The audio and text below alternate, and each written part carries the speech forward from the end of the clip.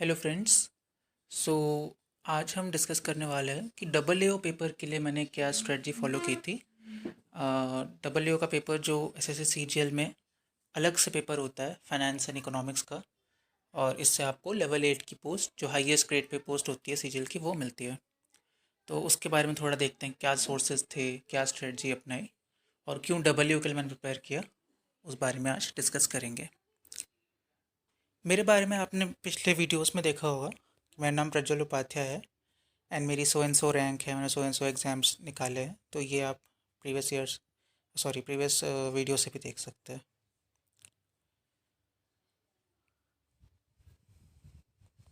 सबसे पहले डिस्कस कर रहा हूँ कि वाई ए ओ, मैंने डबल ए ओ की तैयारी क्यों की। तो ऑनेस्टली एक रीज़न तो ये था कि प्री में ज़्यादा नंबर आ गए उम्मीद से। पेपर मुझे लगा नहीं था कि इतने नंबर आएंगे, बट अच्छे नंबर आए। मैथ्स भी मुझे ईज़िली, मेरा पेपर क्लियर हो गया था मैथ्स का प्री में।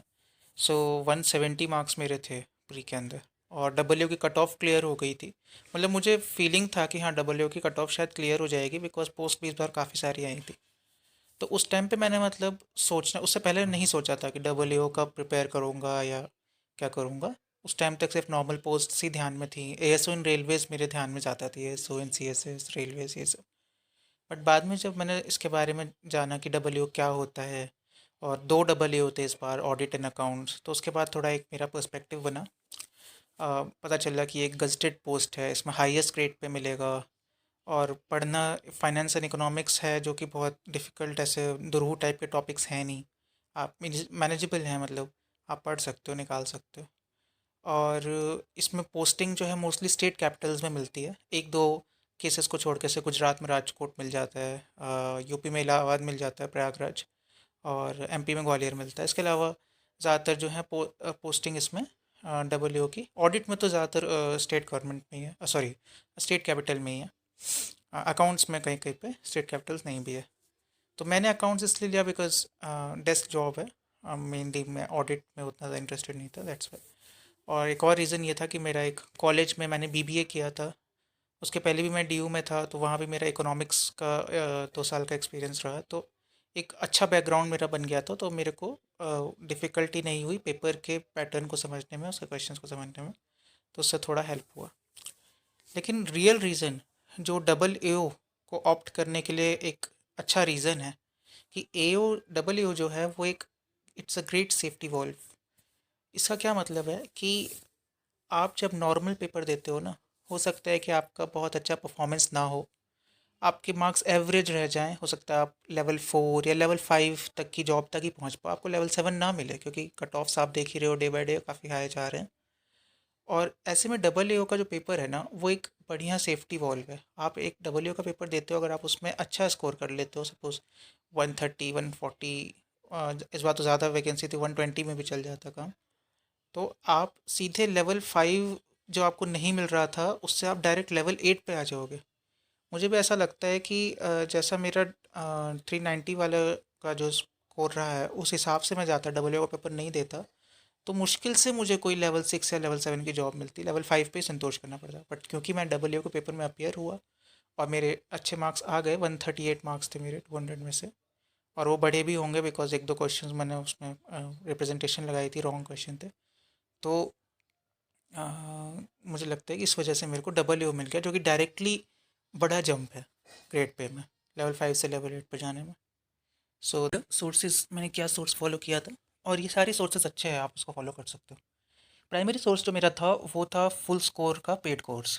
तेज प्रताप सर जो कोर्स चलाते हैं, and he is known for giving results. उनके कोर्स पढ़ के बहुत सारे बच्चे हर साल सिलेक्शन लेते हैं। He is a tried and tested teacher. So मेरा टेस्टिमोनियल तो बहुत अच्छा है सर के कोर्स के लिए। सर के कोर्स में एक जो खास बात मुझे ये लगती है कि उनका कंटेंट ना बहुत क्रिस्प है। जनरली व्यक्ति कोर्स निकालता है तो बहुत ब्रॉड कोर्स निकालता है, बट उन्होंने बहुत छोटे छोटे वीडियोज़ में, 1 1 घंटे, आधे घंटे, पौने घंटे के वीडियोज़ में बहुत अच्छे से समझा दिया है चीज़ों को, कि एटलीस्ट आप एक काम चलाओ स्कोर ला सकते हो जिससे आपका सिलेक्शन हो जाए। आप उस तरीके का उन्होंने कंटेंट बना के दिया है। उसमें क्विज़ेज़ भी हैं। क्विज़ेज़ में कहीं कहीं पे गलतियाँ मुझे लगी थी कि क्वेश्चंस में आंसर गलत कहीं कहीं रहते थे, बट क्विज़ेज़ बहुत काम के हैं। आपने कोर्स किया, वीडियो देखा, उसके बाद आप उसमें क्विज़ेस से करो, तो आपका बेस अच्छा बनेगा। अगर आपका बैकग्राउंड नहीं है तो और अच्छा बात है, तब आप ज़रूर कोर्स लो। बैकग्राउंड है तो एक बार को आप अपने जो कॉमर्स के ये आपके टी एस ग्रेवाल वगैरह होते हैं उनसे भी कर लेते हो, है ना? और इकोनॉमिक्स की अपनी बुक्स पढ़ ली, एनसीईआरटी वगैरह। बट अगर विदाउट बैकग्राउंड वाले पर्सन हो तो आप फुल स्कोर का कोर्स ले सकते हो, रिकमेंडेड है। मैंने पूरा कंटेंट और previous year question papers, yes. So 2016 से 20-21 तक के जो भी प्रीवियस ईयर्स हुए थे वो भी मैंने इनके उसमें से किए थे। प्लस इन्होंने एक यूट्यूब पे वीडियो डाला था तेज प्रताप सर ने कि टॉपिक वाइज क्या वेटेज रहता है इकोनॉमिक्स में, हर टॉपिक का कितना कितना वेटेज है पेपर में हर साल का, तो उस हिसाब से मैंने प्रिपेयर किया था, तो वो भी हेल्पफुल रहा। सेकेंडरी सोर्सेज में कुछ कुछ कॉम्प्लीमेंट साथ में करता रहता था अपने प्रिपरेशन को, जहाँ पे मुझे लगता था कि हाँ यहाँ पे थोड़े लूप होल्स हैं, यहाँ थोड़ा कंटेंट कम लग रहा है, तो एक्स्ट्रा नॉलेज के लिए इकोनॉमिक्स में मैंने Parag Gupta sir, YouTube channel C A Parag Gupta, ये आपके कॉमर्स की क्लासेस लेते हैं, 11वीं 12वीं के बच्चों को पढ़ाते हैं, सी ए की क्लासेस लेते हैं primarily. He is not in double A O teacher. तो उनका यूट्यूब चैनल बहुत अच्छा है, लेकिन उनकी प्लेलिस्ट अकाउंटेंसी की भी है और माइक्रो इकोनॉमिक्स की भी है, मैक्रो की भी है। तीनों में उन्होंने काफ़ी अच्छा पढ़ा रखा है। तो सी ए पराग गुप्ता सर का कंटेंट देख सकते हो। मैंने इकोनॉमिक्स से देखा था, अकाउंटेंसी के लिए मुझे इतनी ज़रूरत नहीं लगी। अकाउंट्स के लिए मैंने एक छोटा सा चैनल है, बहुत ही स्मॉल क्रिएटर है, कॉमर्स फाउंडेशन जी के। उन्होंने एक प्लेलिस्ट बनाई है 22-23 वीडियोस की। जिस टाइम मैं प्रिपेयर कर रहा था ना उस टाइम ही उनके वीडियोस आ रहे थे बाय लूप। और बहुत ही स्मॉल क्रिएटर हैं उनके, आई थिंक मेरे बराबर ही सब्सक्राइबर होंगे, मेरे से थोड़े ज़्यादा हैं शायद, 600 कुछ सब्सक्राइबर्स। बट उनका कंटेंट बहुत अच्छा था। उनका उन्होंने स्कूल के तरीके से समझाई हुई थी चीज़ें। और बहुत अच्छी चीज़ मुझे उनके कंटेंट में ये लगी कि एमसीक्यू की बहुत सारी प्रैक्टिस उन्होंने करवाई थी। कोई हिंदी मीडियम की बुक थी, उसमें उन्होंने एमसीक्यूज़ पढ़ाए। आप अगर प्लेलिस्ट को गो थ्रू करोगे तो आपको अकाउंटेंसी में हेल्प मिलेगी। तो ये प्राइमरी सोर्सेज़ नहीं हो सकते। प्राइमरी सोर्सेज़ के लिए आपको फुल स्कोर का कोर्स लेना चाहिए। बिकॉज़ अगर आपका बैकग्राउंड नहीं है ना तो आपको चीज़ें समझ में नहीं आएँगी सडनली। आप पराग गुप्ता सर के चैनल से पढ़ सकते हो, वो भी चैनल अच्छा है। बट मैं रिकमेंड करूँगा कि आप पेड कोर्स ले लो, तो क्रिस्प तरीके से हो जाएगा और जल्दी हो जाएगा कंटेंट कवर। इसके अलावा कुछ मिसलेनियस टॉपिक्स होते हैं, जैसे सीएजी के बारे में, एफसी फाइनेंस कमीशन के बारे में होता है, ई गवर्नेंस, एलपीजी रिफॉर्म्स, जो इकोनॉमिक्स का लास्ट का यूनिट्स होते हैं ना, जिसमें आपके इंडियन इकोनॉमी, इंफ्रास्ट्रक्चर और ये सब जो मेजर टॉपिक्स होते हैं मैक्रो के मोस्टली, तो इनको मैंने इंटरनेट से किया था, इन्वेस्टोपीडिया ये सब से किया था।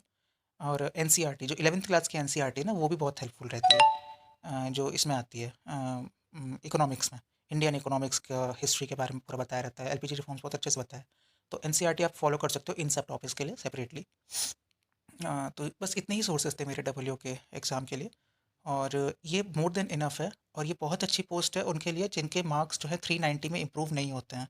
अगर आपका कोई टॉपिक कमज़ोर है, सपोज़ आपके मैथ्स कमज़ोर है या आपके जीके में नंबर नहीं आते हैं, तो आप ये डबल एओ को एक्सप्लोर कर सकते हो। अगर आपका कॉमर्स बैकग्राउंड है तो आप ज़रूर एक्सप्लोर करो, I would exhort you to do that.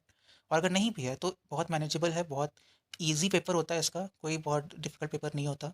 मैंने खुद ने, मेरा कोई प्रॉपर कॉमर्स बैकग्राउंड नहीं है, मैं बीबीए का बैकग्राउंड है मेरा, तो प्रॉपर उसमें कॉमर्स नहीं पढ़ाई जाती है एज़ सच। बट फिर भी बहुत ईज़िली मेरे से हो गया। और बल्कि मुझे लगता है कि थोड़ा ज़्यादा इधर-उधर घूमने की वजह से थोड़ा स्कोर कम हुआ। अगर मैं थोड़ा और फ़ोकस्ड होके पढ़ता तो ये 138 से मेरा स्कोर बढ़ता, 150 प्लस हो सकता था। बिकॉज़ इस बार कई सारे उस टाइप के क्वेश्चंस भी थे ना, 1 एंड 2 ओनली, 1 3 1 3, तो उसमें ज़्यादातर में all of the above answer था, और मैंने थोड़ा ज़्यादा दिमाग लगा के उसमें से एक-एक क्वेश्चन, एक-एक स्टेटमेंट रॉन्ग रॉन्ग करके निकाल दिए, तो उसमें सारे के मेरे गलत हो गए। तो ये चीज़ भी है। सो वो अलग बात है, खैर छोड़िए। तो ये मेरे सोर्सेज़ थे, और इसके अलावा आपको कोई क्वेश्चंस होगा तो आप कमेंट कर सकते हो। So thank you so much, bye bye.